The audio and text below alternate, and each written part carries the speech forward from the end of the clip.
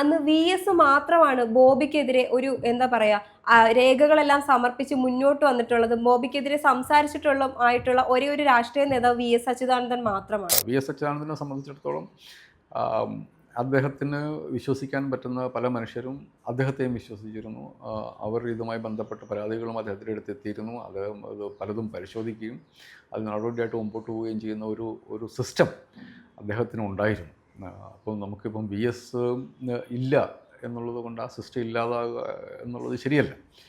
ഞാനത് പലപ്പോഴും ആലോചിക്കാറുണ്ട്. പലരും VS ആകാനുള്ള ശ്രമം നടത്തുന്നത്, എന്നാൽ പിന്നെ ഇങ്ങനെ മനുഷ്യർക്ക് ഉപകാരമുണ്ട് എന്തെങ്കിലും കാര്യം ചെയ്തുകൂടെ എന്ന് ഞാനും ആലോചിക്കാറുണ്ട്. പക്ഷേ അത് VS അച്യുതാനന്ദൻ ഒരു നൂറ്റാണ്ട് കൊണ്ട് VS അച്യുതാനന്ദൻ ഈ പണിയൊക്കെ ചെയ്യുമ്പോൾ അദ്ദേഹത്തിൻ്റെ വയസ്സ് 78-80ഒക്കെയാണ്. അപ്പോൾ അത്രയും വർഷത്തെ പിന്നെ ഒരു ഒരു ഒരു കറുത്ത പൊട്ട് പോലും ഇല്ലാത്ത രാഷ്ട്രീയം കൊണ്ടു നടന്നതിൻ്റെ അതിൻ്റെ ഒരു ശക്തിയിലാണ് അദ്ദേഹം പ്രവർത്തിച്ചുകൊണ്ടിരുന്നത്.